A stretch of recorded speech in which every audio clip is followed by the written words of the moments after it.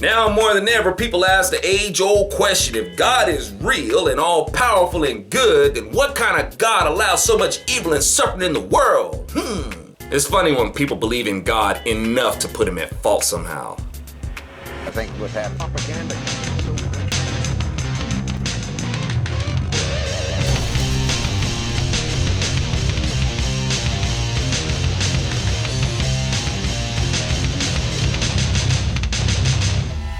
God did not allow suffering and death into the world. Really, Adam and Eve did. Mankind was created in God's image and given dominion up in here. And with that bestowed authority, mankind allowed corruption and death to enter the world. Now, some of y'all would say that's just giving God a pass to blame his creation for what's wrong. God didn't get a pass. Last I checked, God hung on a cross for what his creation chose to do with the authority that God gave him. So, what do humans want? I'll tell you. Free will and authority. And God gave us that. We screw it up, not him. God actually gave us a guideline on how to use our free will. But mankind be like, whatever, God, YOLO. Mankind wants the free will to do whatever and wants to have authority. We see it all the time, bossy people with power trips, people trying to run somebody else's life or business and trying to tell somebody else what to do. And even when you try to stand up and tell somebody else to mind their own business, you're still trying to exercise the authority to tell somebody else what to do. And of course, there's healthy applications of authority and abusive applications of authority. But in our world, we gotta live with both. And with the corrupted free will that we have, we're all subject to each other's free will. That's the state of our world. Even if you're the most decent person in the world, you can still be subject to the free will of the most heinous person in the world. That's not God abandoning you. See, man doesn't want God to abandon him, but doesn't want free will to be abandoned either. In fact, in our corrupt state, man would rather God leave him alone than to be deprived of his free will, even if his free will is corrupted. And God knows if he were to remove free will, man would just hate him for it. And that's why God has to let the free will of man play out even when the free will of one oppresses the other. Because even in that, man has the chance to realize that his own will is the problem and God's will is the solution. Some will figure that out. Some won't. Many of y'all mock God, expecting him to prove himself and dissolve death and suffering and poverty and hunger and war. You would hate God if he did that. Want to know why? Because you couldn't take any credit for it.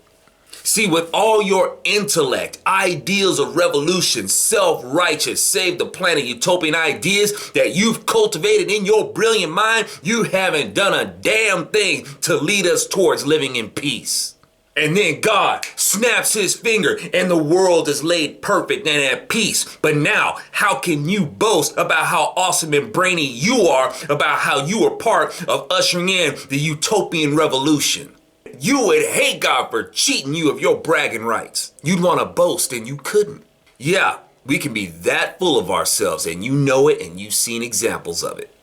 Second, in order for God to make the world perfect, it would have to be made perfect according to him. It can't be made perfect according to you. And because his vision of a perfect world doesn't match yours, you'd hate him for it. But when it gets down to it, not only do you not know how to create a perfect world, you wouldn't know a perfect world if you saw it. And that's why God doesn't just snap his fingers right now and make the world perfect for us. Because it wouldn't be perfect for long. We'd ruin it. In order for us to have a perfect world, it takes the agreement that only the one who creates it and the one who writes its law is right. And right now, as always, we live in a world of disagreement and disharmony and domestic bickerings to genocidal campaigns. And we will not live in harmony and of one accord until mankind acknowledges the truth, that Jesus is the truth, and he is the light that shows you the way.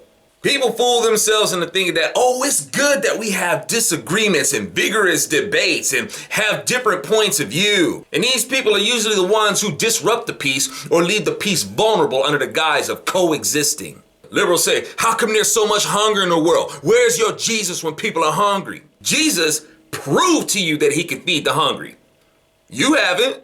Millions of you mock Jesus, and despite all the billions of dollars you guilt trip people into sending, you haven't made one dent in world hunger. And you want to point millions of fingers at one Jesus? Who, like I said, that one Jesus could feed the multitudes. Him, not the state. And you're still not satisfied, and you still reject him and mock him for hunger in the world. You think you got a better solution to world hunger? Jesus like, you know what? Fine. Go ahead. I've given you a little over 2,000 years to solve the world hunger issue. And despite your science and your technology and worshiping other gods and subscribing to other philosophies or submitting to the state, the hunger issue still hasn't been solved. But y'all want to mock the one who proved he could feed the multitudes of the hungry.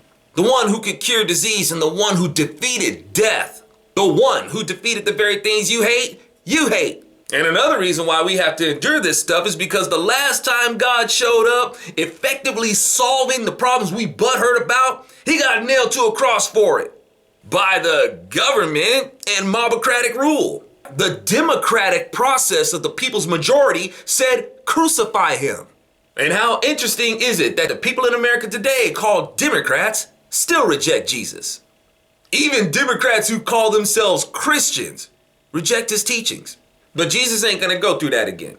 He knows the hearts of the same kind of people back then are here to reject him today, and would be the same people who would have joined in demanding his crucifixion. It ain't gonna be pretty for them. As it is, still a lot of people ask, why does God allow all of this if he has the power to stop it?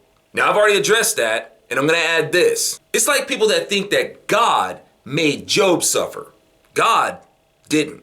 Satan did. But then people ask, well, why did God allow it? Job pretty much asked the same question. And God basically said to Job, where were you when I established a medium that facilitates life as you know it? Dude, in other words, Job, listen, do you really think that I went through the effort of making galactic clusters, solar systems, the precision of how the earth is timed and positioned within its network of celestial bodies just so you could suffer? Listen, Job, I don't roll like that, and you should know better. And that goes for all of y'all. Why do you implicate God as the cause of disease, poverty, war, oppression, murder, etc.? You never implicate the devil in the entrance man gave him into the world. Oh, but let me guess. You feel ridiculous implicating the devil, but you don't feel ridiculous implicating God. All right, then. I'm Alfonso Rachel with ZoNation, and we'll follow up with this in the next one. In the meantime, while you're waiting, make sure you're jamming in my band, 20 Pound Sledge. Visit us at 20lbsledge.com. Come rock the gospel with us, baby. Whatever, guy. YOLO.